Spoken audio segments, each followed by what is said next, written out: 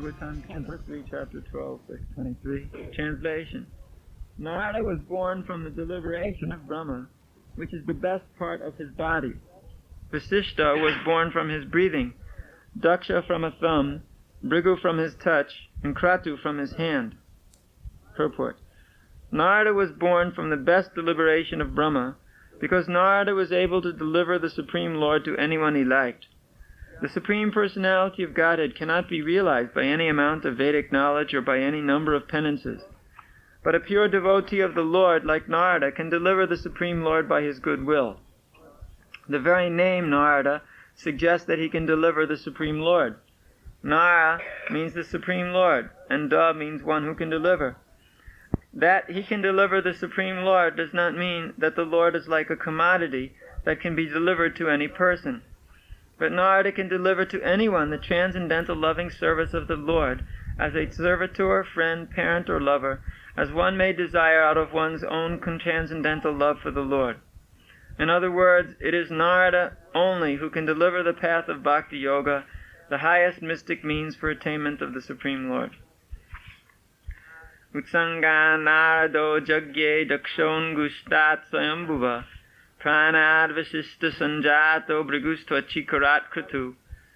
Narada was born from the deliberation of Brahma, which is the best part of his body. Vasishta was born from his breathing, Daksha from his thumb, Bhrigu from his touch, and Kratu from his hand.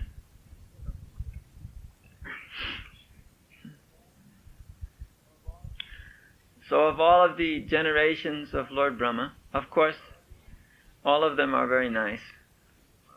In this regard, these sons are transcendentally superior to all the living entities on the universe. But Narada Muni, he is, of all of them, the most important personality, especially for us, because he's the one who's delivering devotional service. He's the incarnation of devotional service. Shaktya-Vesha avatar, directly empowered Shaktya-Vesha avatar, means he's directly got the Shakti, the energy. Shakti means energy. The transcendental energy from Krishna is implanted within Narada Muni. And Narada has the specific devotional service Shakti. Just like the Kumaras have the knowledge potency, the Shakti of knowledge, so similarly Narada Muni has the Shakti of devotion. Actually, in our Panchatattva, Panchatattvatmakam Krishnam Bhaktarupa Swarupakam Bhaktavatara Bhaktakyam Namami Bhakti Shaktikam, when we speak of the transcendental form of the 5 forms of the Supreme, when we talk about Lord Chaitanya Mahaprabhu, we're talking about Panchatattva, 5 lords, or 5 truths, which are actually one transcendental reality of the Absolute. We're speaking of Lord Chaitanya Mahaprabhu, who is acting as if he was a devotee of Lord Krishna. But he's not acting as if he's just any devotee of Lord Krishna. Actually, Shri Krishna Chaitanya Radhe Krishna Nahayanya, he is not different from Radha and Krishna. He is Radha and Krishna. Srimati Radharani has accepted the Lord Krishna accepted the form of love, loving separation and devotion of Srimati Radharani within the same form of Chaitanya Mahaprabhu. In other words, Lord Chaitanya is Krishna, but in the mood of Srimati Radharani. He has come as the best servitor of Lord Krishna. Although he is Lord Krishna, but he's come in the mood of Srimati Radharani. That's not difficult for him, since after all, Radha and Krishna are together the Supreme Personality of Godhead. So, Lord Chaitanya Mahaprabhu, he is the Supreme, but he does not come alone. He has his Parshadas, his associates, who are his limbs, wherein he can perform transcendental activities of the deliverance of the whole creation. So, who are those limbs? Panchatattvatmakam Krishnam Bhaktarupa Swarupakam. The Supreme comes as the form of a devotee. And Lord Nityananda, although he appears as a devotee of Lord Chaitanya, Ekala Ishwara Krishna Arasa Bricha. There's one supreme controller, Krishna. And all others are servants of that one supreme controller. So Balaram Hoilo Nitai, Lord Balaram, he appears as Lord Nityananda. Lord Balaram is also the personality of Godhead, for he is the first expansion of Lord Krishna. Lord Krishna expands. The first expansion, or the direct expansion, of forms which are different than his own, because Krishna sometimes also has forms which are similar to his own. Just like when he's dancing in the rasa dance with the gopis, he makes many Krishnas, just like him. They're all the same. Krishna is all one, Advaitam. He's not dual. It's not that there's a Krishna over there who's different than the Krishna over here. It's all Krishna. But he's manifesting for the sake of the devotees between each and every gopi. Or when he is living in 16,108 palaces all at once, and enjoying pastimes with all those wives simultaneously, and all these children simultaneously, because in each palace there were 10 children. And they had 10 children, and they had 10 children. And it was one very big family. So, we find that Krishna's expansion of personal form is also there, and they are all acting just like Krishna. But Lord Balaram, he is the first expansion of Krishna who acts in different form than Krishna. And he has appeared as Lord Nityananda Prabhu. And Lord Nityananda appears as the servant of Lord Chaitanya. But he's the first expansion of the Lord, Advaitacharya. He is the incarnation of Mahavishnu and Sadashiva, the eternal form of Lord Shiva and Mahavishnu. Lord Shiva's eternal form resides between this material world and the spiritual world. It is not in the Vaikuntha Loka, it is not in the Devi Dham or material world. His own special place. He is his own energy, Shakti Tattva, just like we are Jiva Tattva. Krishna is the Vishnu Tattva, all of Krishna's expansions. And Lord Shiva is Shiva Tattva, Shakti Tattva, specific form of the energy of the Lord. He is. So when Lord Advaitacharya appears, he's the incarnation of both those forms, Mahavishnu and Sadashiv. So there is also Gadadhar Prabhu, who is the energy of Srimati Radharani.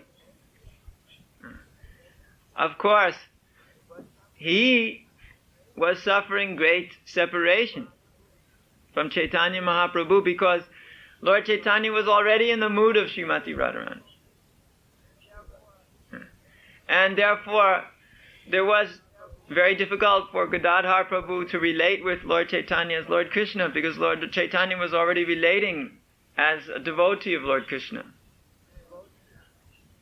And Gadadhar Prabhu was sometimes too much stunned by that, too much absorbed in loving separation and ecstasy. Sometimes he just fainted dead away. There was no way in which he could deal with that situation. It was very difficult, transcendentally. And Narada Muni appeared as Srivas Thakur. Narada Muni, the devotional Shakti, Bhakti Shaktikam, the form of the devotee. He appears as the form of the pure devotee. And it was in the house of Srivas Thakur that Lord Chaitanya used to perform his kirtan all the time, dancing and chanting with all his devotees in ecstasy, everywhere, all over the area, and also all through the town, Mayapur. Everywhere they were chanting and dancing in ecstasy. It was all led or taken up in the facility of Srivas Thakur. It was also in that facility that Lord Chaitanya made his manifestation, Mahaprakash, his great manifestation of all of his forms to please his devotees. For instance, Murari Gupta was the devotee of Vrahadev, Vraha Bhakta. So Lord Chaitanya showed him that form by exposing himself as Vrahadev and lifting up a water pot between his tusks, of course in smaller form. And thus there was great ecstasy on the part of the devotee. For those, everybody had his own particular form who he very much liked to worship.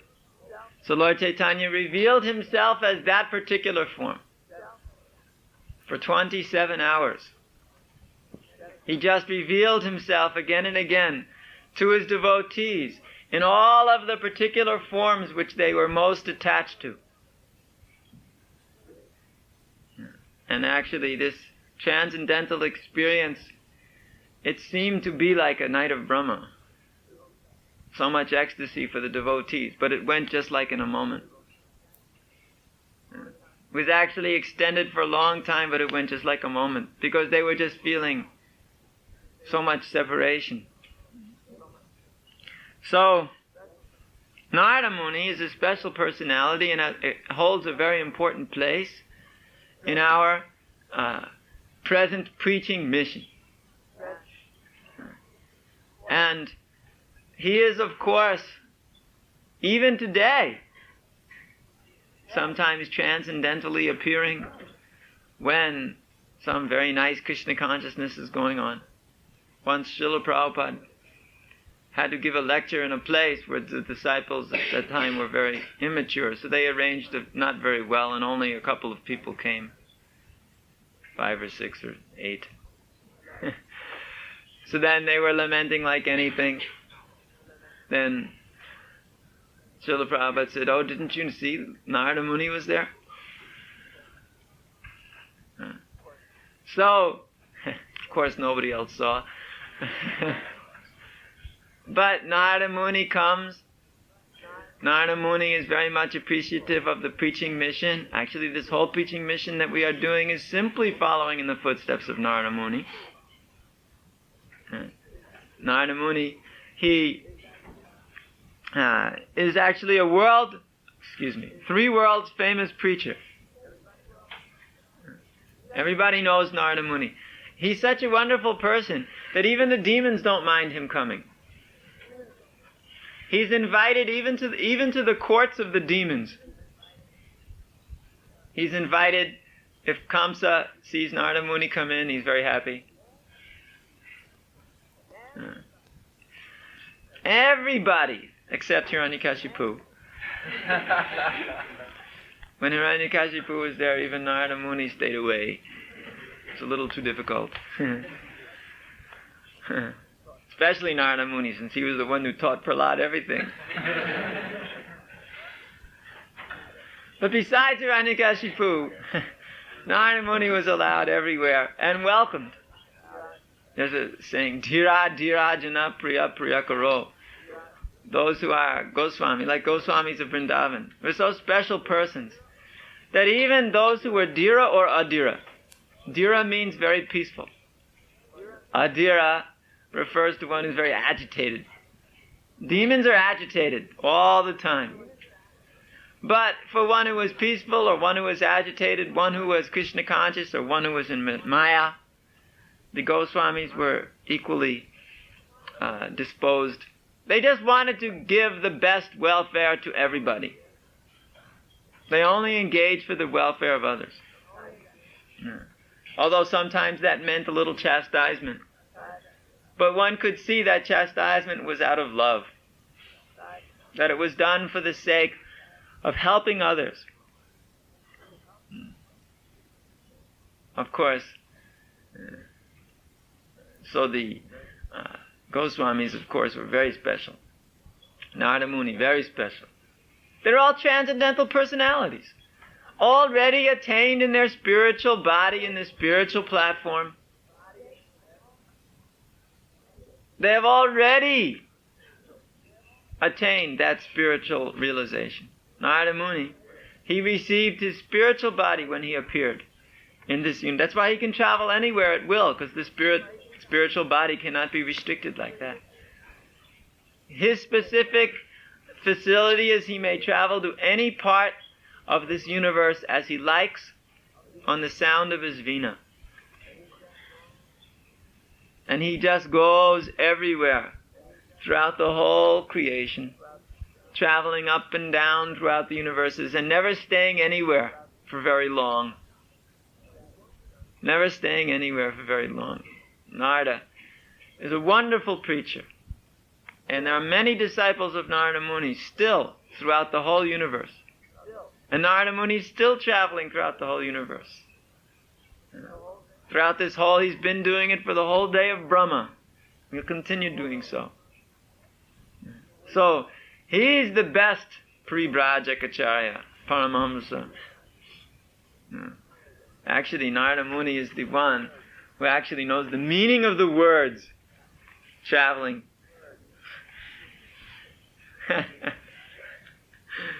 We may travel here or there, in some airplane or something like that, or by car or whatever.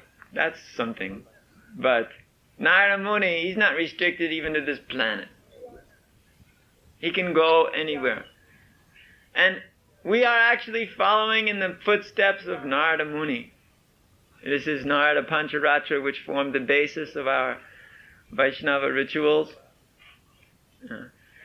The Narada Muni's instructions in Srimad Bhagavatam are so important since he's the one who instructed Vyasadeva. Vyasadeva is the one who is giving us our Shastra. Actually, this whole Krishna consciousness movement is based on Narada Muni. And it was his inspiration which brought this Krishna consciousness movement throughout the world preaching mission. He's the original traveling preacher. We can see how Srila Prabhupada wrote in the 6th canto how Narada Muni was cursed by Daksha never to stay in the same place for more than a few minutes. So Prabhupada said, we have this curse. We do not stay any more than 3 days somewhere. And then he passed that curse down to all the rest of us. So this traveling and preaching business, this is actually the Krishna consciousness topmost platform.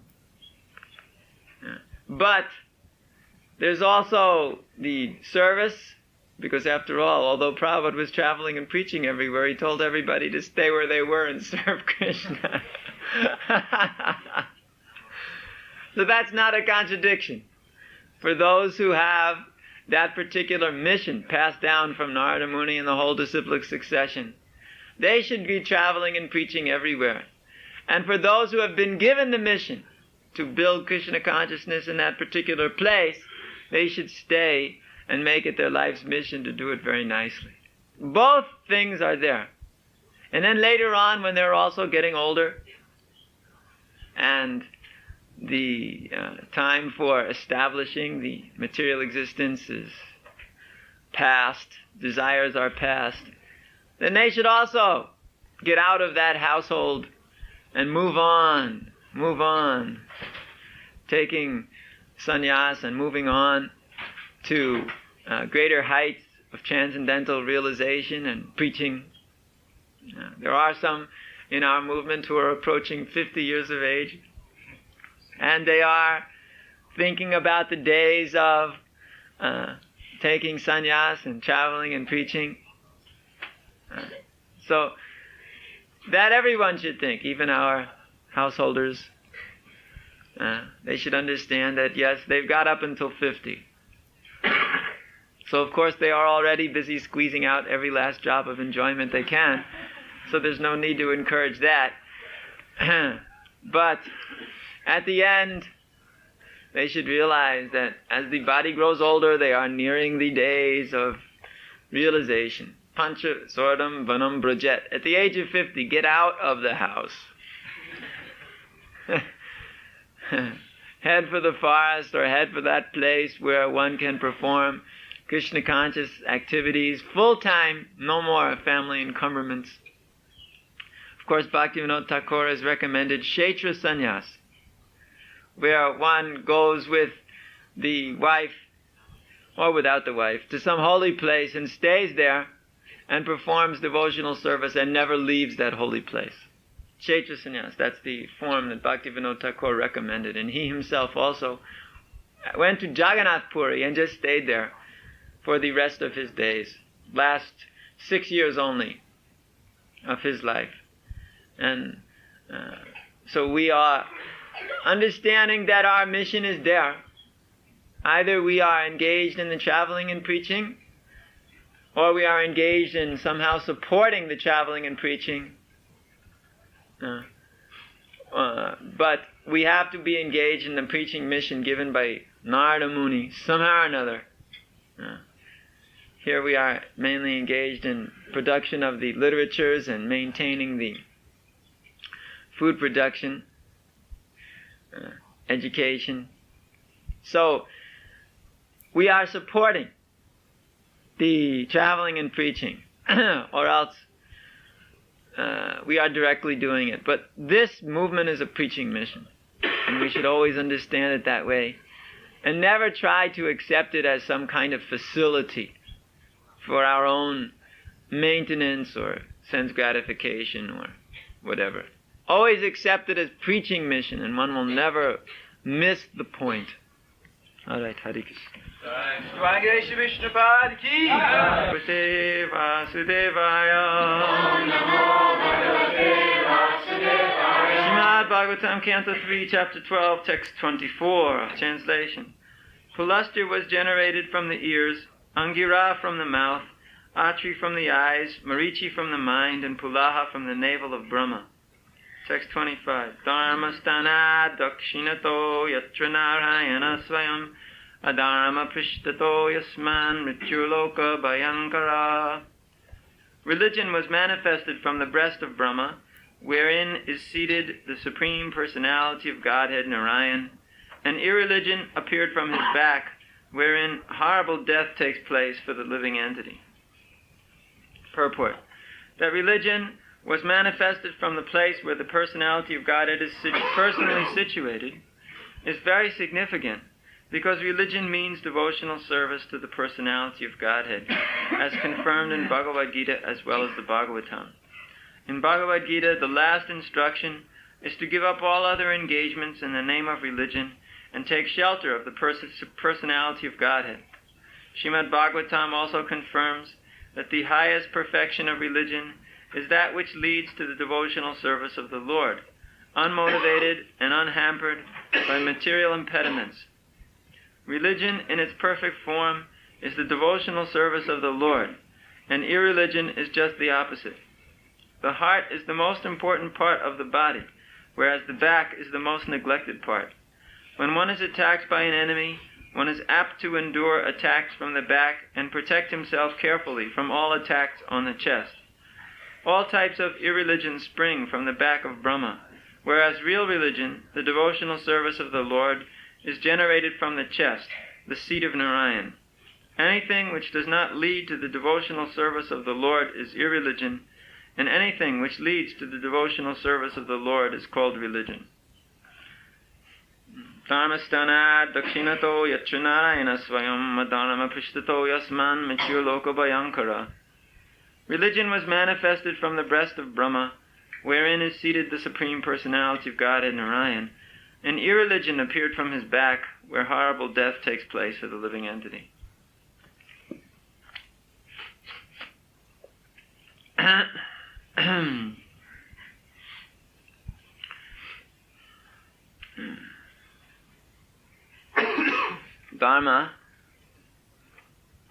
Dharma takes its appearance from the form of Lord Brahma, from the front side, manifesting from the place where the Supreme Personality of Godhead resides.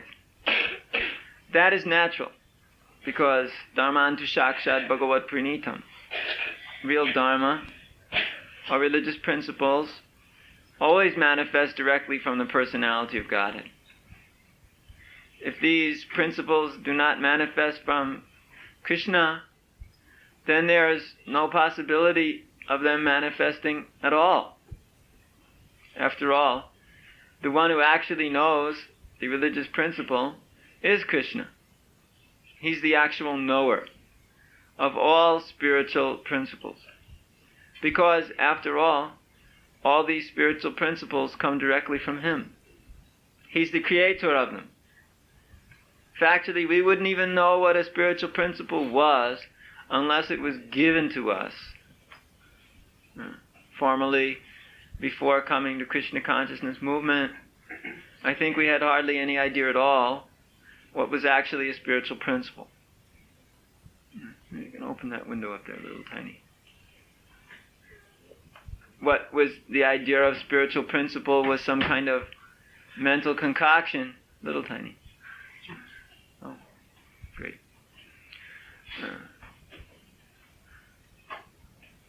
A little more. You're going. Open that one a little more. That one. Not this one.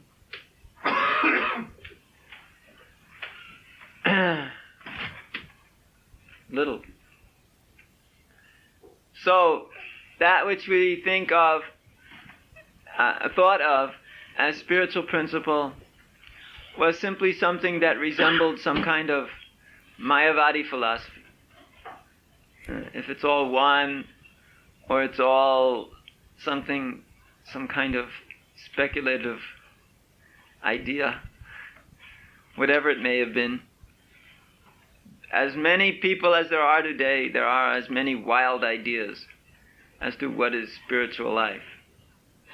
I mean, some people think the most outrageous things and call this spirituality. And when you try to examine exactly where this idea came from, it either has come from one's own fertile imagination, or it descended from somebody's fertile imagination in a parampara of speculation.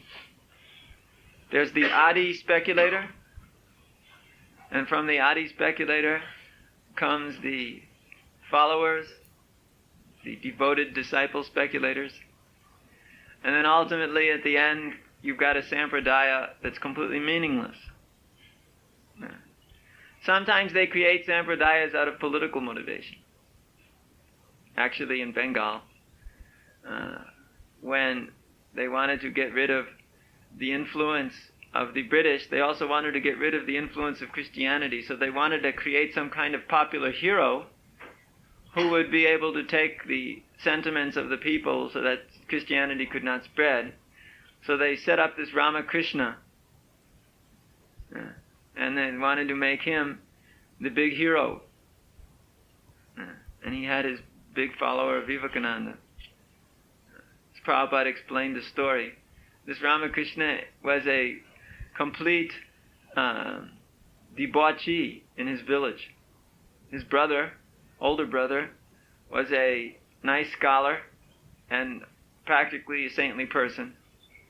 But the younger brother, this Ramakrishna, was a complete debauchee. In fact, he was having so much sex life with everybody in the village that he became useless and couldn't have sex life anymore. So then, they used this and turned him into such a saintly person by simply putting on a new dress and then he proclaimed that his wife is now mother. Because in Bengal, you cannot have sex with your mother. So therefore, when you say mother to your wife, then that is the finish of the relationship. So then everybody thought he was so advanced, he even called his own wife mother. That is the level of the advancement at the time. So therefore, he became very glorious because he called his own wife mother. And he sat in meditative pose and proclaimed himself to be Rama or Krishna. Therefore the name Ramakrishna. And at his